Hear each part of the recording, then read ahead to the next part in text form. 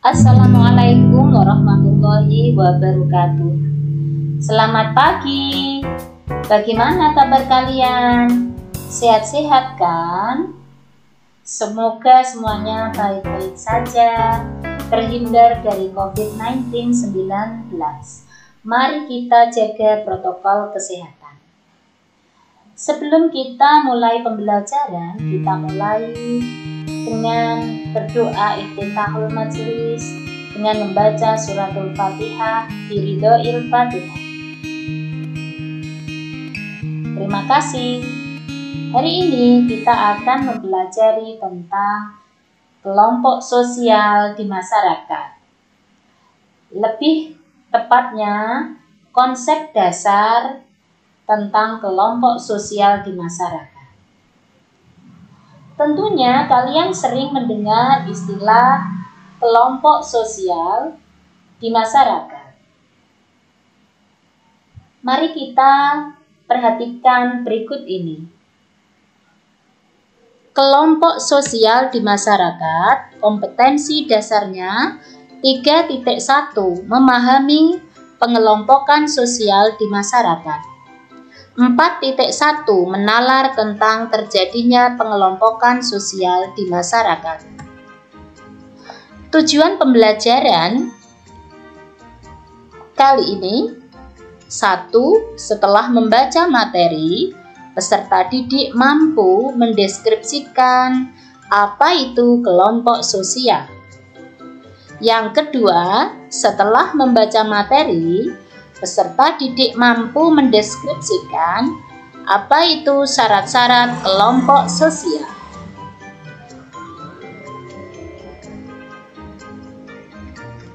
Yang ketiga, setelah membaca materi, peserta didik mampu mendeskripsikan fungsi kelompok sosial dalam masyarakat secara tepat. Yang keempat, setelah membaca materi, peserta didik mampu mendeskripsikan kelompok sosial dalam pendekatan sosiologi. Konsep dasar kelompok sosial. Yang pertama yang akan kita pelajari adalah pengertian dan ciri-ciri kelompok sosial. Yang kedua adalah syarat kelompok sosial. Ketiga, fungsi kelompok sosial. 4. Kelompok sosial dalam pendekatan sosiologi. Untuk pengertian dan ciri-ciri kelompok sosial, kelompok sosial adalah himpunan atau kesatuan manusia yang hidup bersama. Jadi, kalau ada himpunan atau kelompok atau kesatuan manusia yang hidup bersama-sama, ini bisa dinamakan kelompok sosial. Di dalam kelompok sosial, setiap manusia yang menjadi anggotanya mengadakan hubungan timbal balik yang saling memengaruhi. Syarat-syarat kelompok sosial menurut Profesor Suryono Sutanto, yang pertama adalah adanya kesadaran para anggotanya sebagai suatu kelompok. Jadi anggotanya itu menyadari bahwa dirinya adalah bagian dari kelompok tersebut. Kalau tidak menyadari berarti bukan bagian dari kelompoknya. Yang kedua, adanya hubungan timbal balik di antara sesama anggota dalam kelompok tersebut. Jadi masing-masing itu ada hubungan timbal balik. Jadi ada interaksi satu sama lain. Kemudian yang ketiga, adanya struktur, kaidah, dan pola perilaku.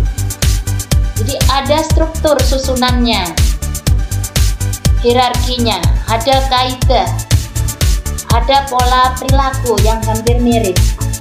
Kemudian adanya faktor pengikat di antara anggota yang ada menjadi satu kelompok. Faktor pengikatnya misalkan sama-sama senasib, kemudian sama dalam kepentingan, sama dalam tujuan, sama dalam ideologi politik, dan lain-lain. Yang terakhir adalah adanya sistem dan proses sosial. Jadi ada aturan main, ada proses yang berlaku di situ di dalam lingkungan sosialnya atau kelompoknya. Yang ketiga, fungsi kelompok sosial. Fungsi kelompok sosial bagi individu adalah sebagai sarana pendidikan. Jadi kalau memiliki kelompok sosial, di situ juga ada faktor, ada unsur edukasi atau pendidikan. Jadi, kelompok sosial itu sangat mempengaruhi pengetahuan, pendidikan yang bersangkutan. Kemudian sebagai sarana menjalin hubungan sosial. Jadi kelompok sosial itu juga mempengaruhi proses interaksinya. Juga akan mempengaruhi atau membuat sarana untuk menjadi bagaimana menjalin hubungan sosial yang baik. Ada keakraban di sana. Kemudian yang ketiga adalah sebagai sarana pemecahan masalah atau problem solving. Karena adanya kebersamaan sehingga di dalam kelompok sosial tersebut jika menemukan suatu persoalan secara individu, terkadang sudah muncul pengetahuan bagaimana cara memecahkan masalah, belajar dari lingkungan kelompoknya tersebut. Jadi jelas bahwa fungsi kelompok sosial bagi individu bisa menjadi sarana pendidikan, kemudian sarana menjalin hubungan sosialnya, kemudian sarana untuk memecahkan masalah. Berikutnya adalah bagi masyarakat. Bagi masyarakat, kelompok sosial ini adalah pembentuk struktur sosial dalam masyarakat. Ada ketua, sekretaris, bendahara, dan sebagainya. Ada lurah, RT, RW. Jadi fungsi kelompok sosial bagi masyarakat demikian. Kemudian yang kedua adalah pembentuk nilai dan norma masyarakat. Jadi karena ada hubungan timbal balik terus menerus memunculkan suatu nilai dan norma dalam masyarakat. Kemudian yang ketiga adalah pengawasan sosial. Jadi adanya kelompok sosial ini, masyarakat juga bisa melakukan pengawasan sosial. Kemudian kelompok sosial dalam pendekatan sosiologi. Yang pertama adalah kelompok sosial merupakan bagian dari dalam masyarakat. Jadi kelompok sosial ini adalah bagian dari dalam masyarakat. Kemudian yang kedua, bahwa setiap anggota masyarakat tersebut akan terkait dan berhubungan dengan kelompok-kelompok sosial.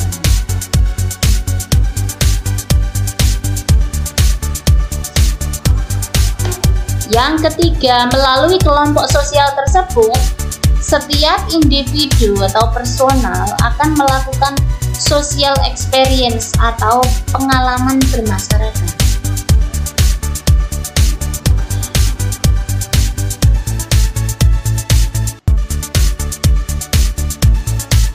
Setelah kalian mempelajari konsep dasar kelompok sosial di masyarakat, coba sebutkan contoh kelompok sosial yang pernah Anda temui di lingkungan sekitar Anda. Diskusikan dengan teman sebangku Anda. Demikian pembelajaran tentang konsep dasar kelompok sosial di masyarakat.